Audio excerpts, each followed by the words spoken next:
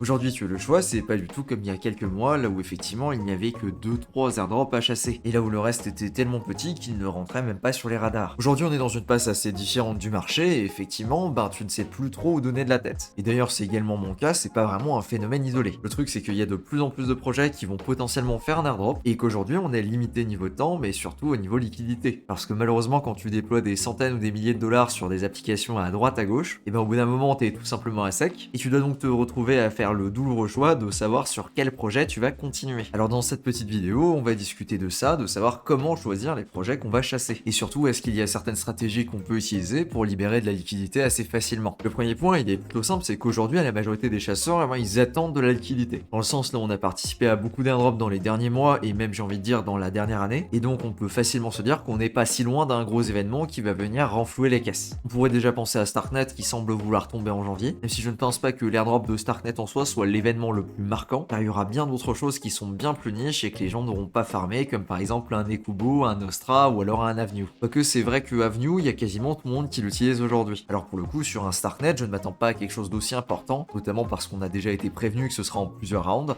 que ce qu'on a pu avoir sur un Arbitrum par exemple. Ensuite, le deuxième gros qu'on attend mais qui n'arrête pas de se repousser finalement, c'est Layer 0. Là on commence également à avoir des indices qu'il y aura probablement un airdrop également. Il suffit de relire le tweet qui indique qu'il y aura effectivement un token qui sera lancé dans le premier semestre 2024, et également que la distribution sera faite double guillemets correctement. À voir ce que correctement signifie dans la réalité, mais j'imagine que dans ce contexte-là, c'est plus ou moins ce qu'on attend tous. Et ça, c'est les deux airdrops qui m'ont l'air d'être les plus proches, mais en réalité, c'est sans compter tous les autres petits projets qu'on a farmés à droite à gauche, et également tous les autres petits projets qu'on n'a pas farmés, mais qui d'une certaine façon vont venir récompenser les personnes qui étaient actives pendant le bear. De ce côté-là, je ne m'en fais donc pas trop. Maintenant, la question importante, ça reste toujours la même. Il y a de plus en plus de projets qui se lancent avec potentiellement un airdrop à la clé, et pour pouvoir y prétendre, il n'y a pas vraiment de secret, il faut avoir des ressources, que ce soit du temps ou de l'argent. Alors comment on fait pour choisir ceux qui nous intéressent? Le premier filtre, il est plutôt évident, c'est déjà le temps et l'argent. Certains airdrops vont être plutôt faciles si tu as du temps, et d'autres vont être plutôt faciles si tu as de l'argent. Donc en fonction de ta position, c'est là déjà que tu vas commencer à choisir. Prenons l'exemple d'Eigenlayer, qui d'ailleurs est toujours ouvert si jamais tu as envie de stacker dessus. Et bien Eigenlayer, sans grande surprise, il va venir favoriser les personnes qui ont de l'argent et pas beaucoup de temps. Parce que pour poser sur Eigenlayer, il suffit tout simplement d'avoir de l'argent. Les seules actions que ça va te demander pour participer à Eigenlayer, c'est l'action du début, c'est tout simplement restacker. Mais une fois que tu as fait ça, il y a absolument plus rien à faire, c'est le play principal du projet. Il y aura peut-être l'une ou l'autre action à droite, à gauche qui pourront popper. Je sais pas, par exemple, il y avait un NFT à minter lors de l'ouverture précédente, ou encore un vote pour sélectionner les prochains LST. Mais là, si on garde les proportions, on est dans l'ordre de 2 actions sur les 6 derniers mois. Donc ouais, ça fait pas grand chose, et en plus de ça, je suis pas sûr que ce sera des actions qui seront prises en compte ou pas. Donc ça, quand on parle de ça, c'est vraiment des plays qui sont relativement passifs et qui ne demandent pas beaucoup de temps, mais qui demandent cependant un capital assez important pour les jouer, notamment à Eigenlayer parce qu'il est sur Ethereum. Et donc débarquer avec seulement quelques dizaines de dollars, voire même quelques centaines de dollars pour stacker, eh bien c'est probablement bien loin d'être suffisant. En d'autres exemples de ce type-là, on peut par exemple citer tout ce qui va être lending borrowing. Je pense par exemple à Margin Fee ou encore à Nostra, qui absolument tout pareil ne demande pas beaucoup de temps, mais tout simplement du capital. Et juste à côté de ça, on va retrouver les projets qui sont du côté inverse de la balance, c'est-à-dire les projets qui vont te demander beaucoup de temps et moins de capital. Quoique le moins de capital est quand même relatif. Ici, j'entends vraiment la majorité des airdrops qui vont pas demander tant d'argent que ça pour être joués, mais par contre qui vont demander beaucoup de temps et un investissement assez régulier. Je pense notamment aux nombreuses Layer 2 qui peuvent se jouer sans avoir un capital trop important, même si c'est toujours du bonus. Parce que oui, pour faire du volume sur différentes blockchains, il n'y a pas vraiment de secret. Soit t'as de quoi en faire, soit tu l'as pas. Donc là, encore une fois, ça va dépendre de toi et de tes ressources. Et aujourd'hui, comme dit sur un tweet, je pense que l'un des meilleurs retours sur le risk-reward, ça pourrait être Zora, qui du coup est une Layer 2 basée sur l'Optimistic Stack, c'est-à-dire les travaux d'optimisme, et qui est un play relativement facile et même plutôt ennuyeux, j'ai envie de dire, tout simplement car il n'y a pas grand chose à faire sur la blockchain à part minter des NFT. Et ici, tu te contentes de faire uniquement des free mint, et bien tu peux t'en tirer pour la somme dérisoire de même pas 10 dollars. Et tout ça pour faire environ 100 transactions. Sachant qu'il n'y a même pas d'échange sur la blockchain, tu vois là où je vais en venir, il n'y a vraiment pas besoin de capital pour le jouer celui-là. Et si on va plus à l'extrême, il y a encore tout ce qui est testnet, qui du coup va avoir plutôt tendance à demander pas mal de temps, mais absolument aucun capital. Parce qu'on est sur testnet et donc que tu vas jouer avec des jetons qui n'ont pas de valeur. Mais encore une fois, c'est un style pour les airdrops qui ne plaira pas à tout le monde. De mon côté, j'ai tendance à éviter ces plays-là qui sont extrêmement chronophages. Mais si tu commences aujourd'hui et que tu n'as quasiment pas de capital, eh bien c'est probablement vers ces airdrops-là qu'il faut se tourner. Et donc là, normalement, en quelques minutes, je viens de te dépeindre un petit peu le tableau. Les airdrops vont te demander globalement 2 ressources. du temps et de l'argent. Tu as certains airdrops qui vont te demander uniquement du temps, tu as certains airdrops qui vont te demander uniquement de l'argent, et tu as certains airdrops qui vont te demander du temps et de l'argent. Et ça, c'est des catégories vraiment très larges dans lesquelles tu peux mettre absolument tous les airdrops parce que tous les airdrops tombent là-dedans. Le truc, c'est qu'en fonction de tes ressources, tu vas chercher à identifier. Si tu as beaucoup de temps et que tu as pas beaucoup de capital, eh bien tu vas t'amuser à chercher les testnets et les projets qui vont pas te coûter très cher et qui du coup auront tendance à demander bien plus de temps investi. Et à l'inverse, si tu as plus d'argent que de temps, eh bien tu vas plutôt chercher les plays qui sont passifs sur lesquels tu vas te contenter de stacker. Ce qui d'ailleurs est extrêmement pratique si tu as les fonds nécessaires pour les chasser. Maintenant, le truc, c'est que peu importe ce que tu choisis de faire ici, à un moment, tu vas quand même taper dans tes limites. Je veux dire, t'as pas temps infini et t'as pas non plus argent infini. Donc au bout d'un moment, il faudra quand même choisir. Et c'est là qu'on commence à creuser les fameux métriques. La question de combien le projet a levé, combien il y a de wallets qui sont en train de farmer l'airdrop, à combien est valorisé le projet, etc. Tout ce genre de petites questions. Pour éviter de trop complexifier, parce que je pense que je ferai une vidéo là-dessus, vraiment là où je montrerai les maths derrière et comment on peut estimer un airdrop. La version simple, c'est de s'accorder sur une valorisation du projet. Alors je sais que c'est pas facile et que tu auras probablement pas le vrai chiffre, mais pour t'aider, tu peux te baser sur des projets existants qui sont similaires, ou alors qui sont sortis il y a pas longtemps et essayer de comparer. La stat ici qui nous intéresse, ça va être ce qu'on appelle la FDV, Fully Diluted Valuation, c'est-à-dire la valorisation d'un projet quand tous les tokens sont sortis. Parce que par définition, au lancement d'un projet, tous les jetons ne sont pas dans la nature. Donc si on essaye de comparer ce qui est comparable, eh bien on va venir comparer la FDV. C'est d'ailleurs une stat que tu peux retrouver très facilement sur n'importe quelle liste de tokens, que ce soit CoinGecko, CoinMarketCap, etc.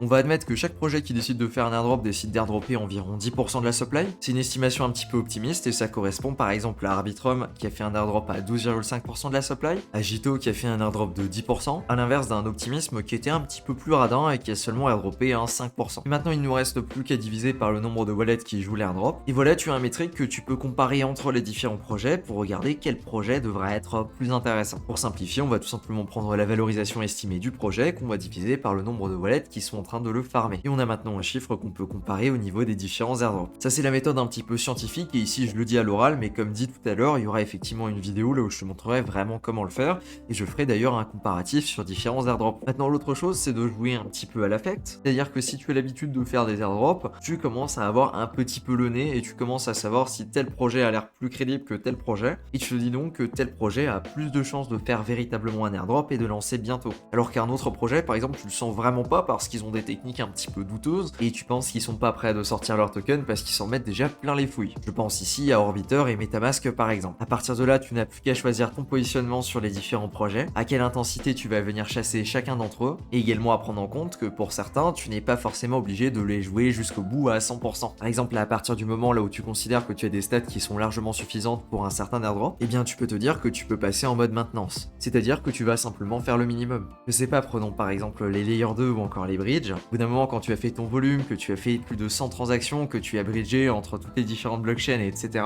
eh bien le seul critère qui va t'intéresser de continuer à farmer, ça va tout simplement être l'activité. Et par ça, j'entends l'activité régulière. C'est-à-dire venir marquer le projet au moins une fois par mois, histoire de montrer que effectivement c'est un projet que tu utilises régulièrement. En tout cas, on a vu jusqu'à présent que c'était un critère qui était assez souvent utilisé. Et voilà, avec toutes ces informations, je pense que tu y vois déjà plus clair et que tu as peut-être une meilleure idée de ce qu'il est intéressant de chasser ou pas. Merci à toi de ton attention sur cette vidéo et sur ce, je te dis à plus pour une prochaine. Ciao!